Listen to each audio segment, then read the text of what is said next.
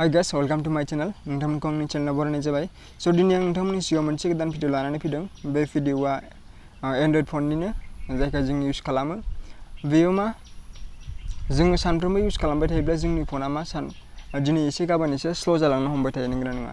स' बेखौ माबोरै जोङो स्ल' जानायनिफ्राय बारग'होनो हायो बा माबोरै जोङो स्मुथ खालामनो हायो बेनि बागै बे भिडिअआव नोंथांमोना नुनो मोनगोन।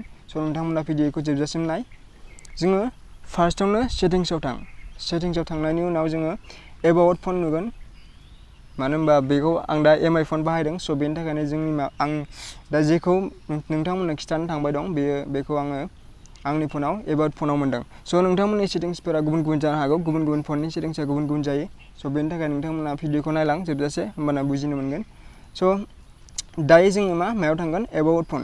एबाउट फनाव थांनाय लोगो लोगो जोङो गाहायाव बोख्लायनानै जोङो स्ट'रेज नुदों ना नै स्ट'रेज आंनिया 64 GB स्ट'रेजआ। स' नोंथांमोनाबो बे स्ट'रेजखौ नागिर। नोंथांमोननि मबाइलनि सेटिंसआव स्ट'रेजआ अबाव थायो बेखौ नागिर।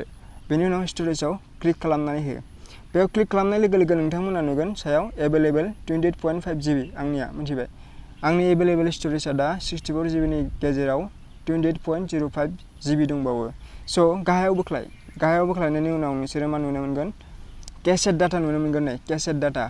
बे केसेट डाटायाव आंनाव 360.35 MB जमा जानानै दङ। बेफोर ओरैनो नाङा फाङा फाइल बेयो जेरावबो उदाया। स' बेखौ जों माबोरै क्लिन खालामनानै जोंनि स्ट'रेजखौ बारायहोनो हायो बेखौ आं नोंथांमोननो बे भिडिअनि गेजेरजों दिन्थिलांगोन। स' नोंथांमोना नाय आंनियाव दा 28.05 GB एभेलेबल दङ। बेयो मा चेन्ज जागोन बारायगोन नायबाय था नोंथांमोना। आं खोन्थानि बबेमोन केसेट डाटायाव आं दा थुना होनोसै 360.35 MB बेयो जायगा लानानै दङ। बेयाव नोंसोरो खेबथाम खेबब्रै थुबाय था जेब्लासिम केलकुलेटिं ओंखारा बेयाव थुबाय था मिथिबाय। स' नायदो नोंथांमोना आंनाव दा बेखौ नायनाला 28.05 GB बेखौ थुनाय लोगो लोगो मा जागोन थुबाय दा खेबथाम खेबब्रै थु 360 MB दंमोन ना बेबो चेन्ज जागोन सोलायगोन। थुबाय था जायागौ मानि केलकुलेटिं ओंखारगोन दा बेयाव केलकुलेटिं ओंखारागौ मानि थुबाय था नोंथांमोना। नाय केलकुलेटिं ओंखारबाय।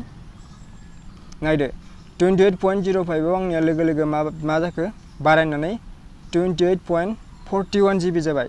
बारायदोंना खमायदों होनब्ला नोंथांमोना सानना नाय 28.05 नि गेजेराव दा नै बेखौ केसेट डाटाखौ क्लियार खालामनाय लोगो लोगो बेयाव मा 28.41 GB जाहैबाय मिथिबाय। स' बेयो बारायबाय। स' बेखौ बिदि खालामनानै जोङो गावनि फनखौ स्मुथ खालामफिननो हायो। बेबो नै खमायबाय दा 13.078 MB ल'सै। स' बिदि खालामनानै जों गावनि फनखौ मा स्मुथ खालामनो हायो। नोंथांमोननि सेटिंसफोरा गुबुन गुबुन जागोन। एमआई फननियाथ' एखेयानो जागोन। स' नोंथांमोना ट्राइ खालामनानै लाबानो जाबाय। नोंथांमोना रिजाल्टखौ मोननो हागोन जुदि आं बुंनाया फेक ना ट्रु नोंथांमोना खालामना नायबा मिथिगोन। स' भिडिअखौ मोजां मोनोब्ला भिडिअखौ साबस्क्राइब खालामनानै हो आंनि चेनेलखौ लोगोसे बेल आइकनखौबो थुनानै हो। नोंथांमोना भिडिअखौथ' नायो लेकिन मा साबस्क्राइब खालामनानै थाङा। नोंथांमोना अननानै साबस्क्राइब खालाम चेनेलखौ। स' बेखिनियानो दिनैनि भिडिअआव नोंथांमोना हायोबा लोगोफोरजोंबो शेयार खालामनानै हो। स' गोजोन्थों।